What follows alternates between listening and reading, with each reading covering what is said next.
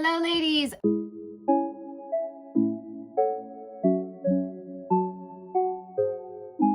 Welcome back to my channel. If you are new here, welcome. My name is Chantal Russo, creator and founder of simplychantal.com, a lifestyle blog that focuses predominantly on fashion, beauty, style, and a little bit of lifestyle. This is just a very casual girl chat, fun. Get ready with me because I've got some Zooms today and I need to look presentable. Earlier this week, I posted an article on my Instagram stories, and if you're not following me on Instagram, please join me over there. It is a lot of fun. The floodgates truly opened of feedback and thoughts. The wisest, most genuine, most honest women are in my community, and it was such a great back and forth and such a great exchange. It was from thelily.com, which I've never even heard of this website. The headline was, "I had to choose being a mother." So that's the quote. And then the headline goes, "With no childcare or summer camps, women are being edged out of the workforce." And then the byline, "When parents can't do it all, women's paid labor is often the first to go." Now, I'll be honest, usually an article like this wouldn't trigger me, or I wouldn't be like, oh my God, I need to click that. Like, it just wouldn't. But there was some discussion on Twitter that the article goes into far bigger depths than that headline leads you to believe. I won't read it because it's very long, but here's the gist of it. If daycare closes because of the novel coronavirus, Amy Ray Hannaford expected her family to fare better than most. She worked full-time as the chief executive of a tech company while her husband stayed home. He'd been taking some time off from his own tech career, managing a rental property, while considering his options. He could look after their 3-year-old son, she thought, at least for a while. Amy quoted, "That lasted a grand total of 3 days." So my first is like, huh? 3 days? Meanwhile, I've been at home for like 2 months. Once her son was home full-time, she realized they'd need a different solution. She was holed up in the guest room, wielding dual monitors at her desk. Her husband was exhausted. "I can't do it," she remembers him saying. "I can't watch him for this long."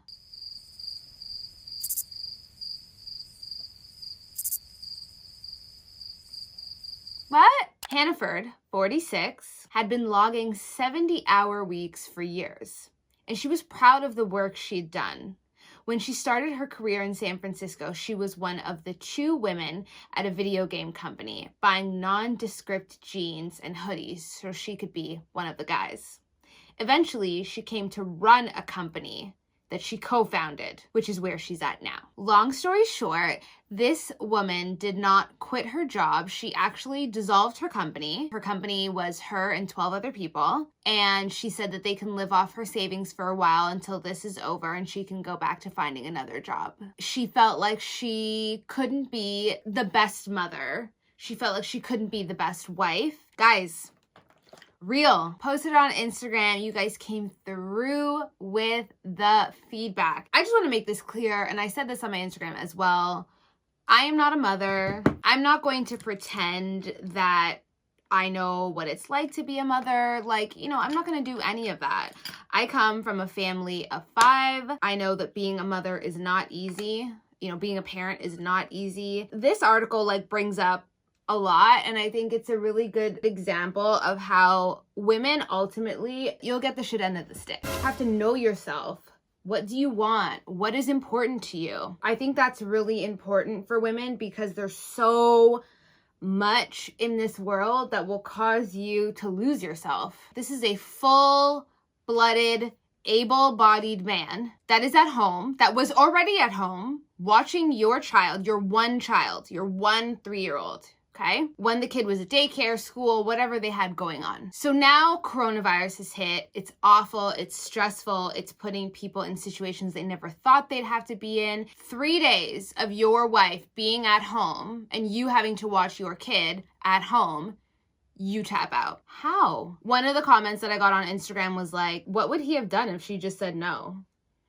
And I was like, yeah, Oh, really good point. I would just tell my husband, like, you're just gonna have to boss up. Like, someone else pointed out on Instagram that, like, she also put 12 other people out of work. And I was like, exactly. I didn't even think of that. Like, okay, girl, you're just gonna have to deal because my husband can't watch our son. Two things. And these are things that I stand by, and it's not really up for debate, to be honest. Men are inherently selfish.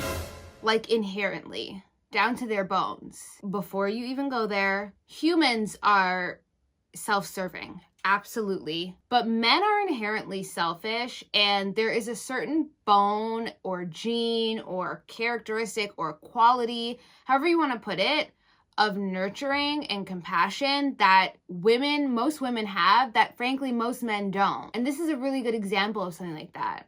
She's sitting there saying that she's not the mother she wants to be, or she doesn't feel like she's being a good mother, or she doesn't feel like she's being a good wife. That's the kind of conversation that women tell other women when women are like, whoa, I'm not for this. This is way more than I signed up for. He's not saying like, wow, I'm being a really crappy husband because I can't support my wife in her dreams. I can't hold us down, at least domestically, while she earns money. She's the only one earning any money in this house. Let's just keep it 1,000. Like, he's not working, and he wasn't working before that. So that was my first point. Men are inherently selfish. Absolutely zero debates on that. My second point was men chase, women vet. Vet, ladies. Vet, vet, vet, vet, vet, like Oprah GIF vet. Another great point that someone said in my DMs was, nah, he didn't just become this way because of COVID. He's probably always been like this. And I agree. People will always show you who they are. It's up to you to decide if you want to see it. And a lot of women get in that mode of I can change him, or it's not that bad, or that stuff isn't that bad in the beginning. You gotta vet your man at every step. When you meet a guy, is he good enough to go on a date with? Then you've been on a couple dates with him, or you guys are having a good time. Is he good enough, to be exclusive with? I'm a big proponent in women casually dating, and I feel like, we've kind of lost that in a little bit, or we've been shamed for it. And casually dating doesn't mean that you just sleep with every man you meet. I mean, if that's what you want to do, but that's not what I'm talking about. It's more of like keeping your options open, and do not commit to a man. Do not commit to a man until he shows you that he's worth committing to. I think that's really important. And I think that a lot of women don't know how to vet properly, and that's how they end up in very weird situations or crappy situations, and they're like, why me? And it's like, well, did you give yourself enough time, or did you ask the right questions, or did you pick up on those red flags? Did you listen to your gut? Did you listen to your women divine intuition? A lot of times the answer is no. And it's just like, well, I mean, the universe and God can only give you so many signs, babe. If you're going to ignore it, you're going to ignore it. And another point I wrote was, do not be so eager to nest, to have a boyfriend, to be engaged, to have a kid, to get married, etc., etc., etc., that you overlook crucial things.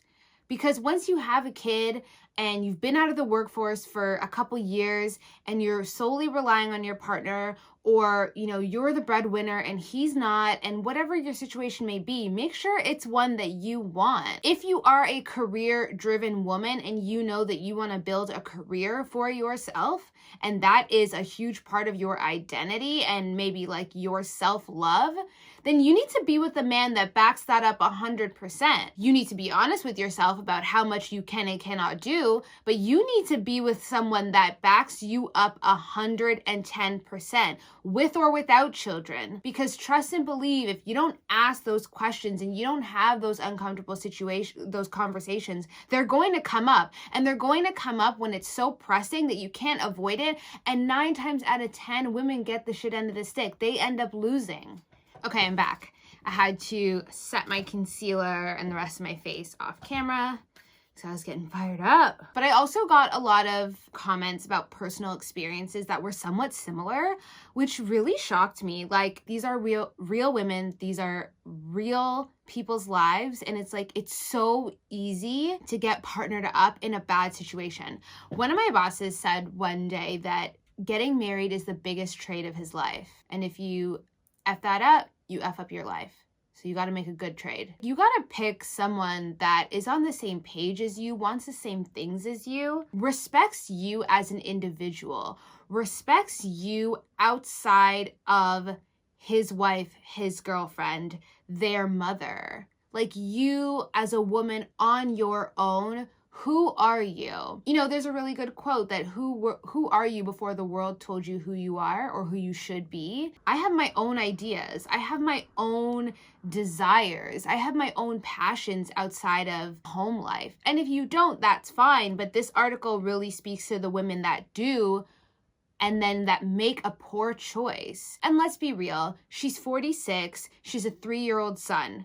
I bet you any money she hasn't been married for that long. She probably met this guy. He loved her. She loved him. He wanted children. She desperately wanted children. Bada boom, bada bing, she made it happen. And that's not judging her because, hey, you should go after what you want by any means necessary. But this is the any means necessary. I got a really good comment from a woman, and she said, trust me, it's some real BS women have to go through once you have a child. You are absolutely shunned. As much as I love my little guy, he will be my only. I despise the amount of responsibilities that are put onto women as if we don't have lives, as if we made them by ourselves. Honestly, I used to think poorly of a lot of mothers, why they do certain things the way they do, but now I know all of us are just trying to make it work. Some women learn that faster than others, hence the number of kids people have, if that makes any sense. More often than not, one thing you see with affluent families is they don't have a lot of children. Sometimes the super, super rich, they'll have a lot of children, but that's usually through different marriages. They don't normally stay married, but it's mostly people that are very middle class, and I'm using that term loosely, more especially like lower middle class, that have more children. You know, there's lots of people below the poverty line that have children. Have as many kids as you want, but just know that when push comes to shove, the woman is going to get the shit end of the stick. Because look at this situation where she makes more than her husband. She out-earns him. He doesn't have a job. And she still quit her job. One of you guys was like, these Western men and staying at home, not on my African watch. And I cackled. An African man being a stay-at-home dad, that is unheard of. That's actually one thing I noticed when I went to Nigeria. I've been to tons of nail salons like in Lagos, or I even got my hair done at the hotel. It was a man. Yes, he blew out my hair. Yes, he cane rode my hair for my wig. Like, yes, he did my nails. Yes, he did my gel overlay. Yes, he did my shellac. It's a man, guys. Like, they working. And this guy, I'm never gonna get over this guy. And it's so funny because her husband declined to comment. Duh. I'm surprised he let his wife do that article to begin with, because it's really embarrassing. And then they changed the article. So in the screenshots that I have, it has her full name, but now they went back and they changed it because they said that the family and the husband was getting death threats. Why do you guys always have to take things to the next level? Men are smart. They know your desire to nest. They know what they can get away with. They know when they can play you. They know. Men always get what they want. And most of the time, they always get what they want because women allow them to. And that's the problem. That's the problem with this article. That's the problem with all the other articles out there. And this is not a hating men and men are trash. No, absolutely not. Yin to yang. Like, there is nothing more beautiful than a perfect pairing. But what I said before still stands. You gotta not play yourself. And you gotta love yourself. You gotta love yourself more than you love him. You gotta love yourself more than you love the idea of being his wife, his girlfriend, Mrs. blah, blah, blah, their mother. And you gotta know who you are, and you gotta know what you want. It won't always be 50-50 because that's just life. The person who usually wins at the negotiation is the person that's willing to walk away. And more often than not, men are willing to walk away from women. And women are willing to grab them by the coattails and stay along for the ride as long as they can still be down. Okay, so what do we think of these eyes? I had to finish off camera because I'm getting too hyped, guys. So I used the Huda Beauty, the Desert Dusk palette, amber and blazing in the crease. Then I did Blood Moon on the lid. I did a little bit of Celestial just on the middle part of the lid because I just wanted a little bit more glow. And then I did a mix of Turkish Delight and amber on the lower lash line, just to kind of jazz it up a little bit, you know? But it's weird, the two of them together, it almost looks a little purple, and that's totally not what I was going for. As usual, I used the Balm Schwing for my liquid liner that I kind of messed up, but you guys know I love that liner, and I can't do liner on camera because I just can't focus. I'm gonna use MAC Extended Play Giga Black Lash, ignore my nail. This is a really old mascara, but Morgan Stewart posted it on her story. She said it's her favorite mascara. She'll never use another one. And another person who loves it, that's loved it for a long time, Delish Deanna. I don't know if you guys follow her, but I love her makeup, and she speaks really highly of this mascara as well. And I really like it. It's good for lengthening, not so much volume, but I like it. It's really, really black, which I love. And the brush is so small. It's really easy to get in there. I mean, if you have really short, thick lashes, you might find it a bit difficult to get around. But like I said, guys, like if you know that you are the type of woman that when you have kids, you want to gracefully bow out of the workforce, you need to make sure you're with someone that is okay with that. I think a lot of women also, like, they don't really think about their career after they've had children. As a woman, you should be asking yourself the tough questions. You know, if I give you a map, you can go anywhere. You still got to make a move. So you have to know what you want. Also, if you don't know what you want, but you don't want to take it off the table, say that. Ask who you're with. Ask who you're dating. The older you are, the earlier you need to have these questions. Where do you see yourself? Do you want children? You know, ask them, how many do you want? What kind of role do you see yourself playing when it comes to raising them? Some men are great, work full time, and the weekends they're with their kids. I see it on Instagram. I think it's beautiful. And some men are not like that. Not saying one is right, one is wrong, just saying it is what it is. So you need to know what you are okay with. It's really important to ask those questions, because at the end of the day, like, the only person that's gonna suffer is you. I need blush, guys. Blush is like very important to me. Now we're back. Talk to me nice. Cream blush is not something that I would put on if I was wearing the makeup all day. Or if I was, I would have a complimentary powder underneath, and then I would just put a little bit of cream blush on top if I felt like I needed more of like a radiant look. I think we're gonna use Victoria Beckham number 4. Another like really personal story that someone said was that my husband like barely helps, and like I'm in school, I'm working, and I still have to cook and I still have to clean, and it's like, you know, like she said, she felt like she wanted to cry. And I hate that. As you can clearly tell, I take lining my lips very seriously. I like this color. It's like a nudie purple.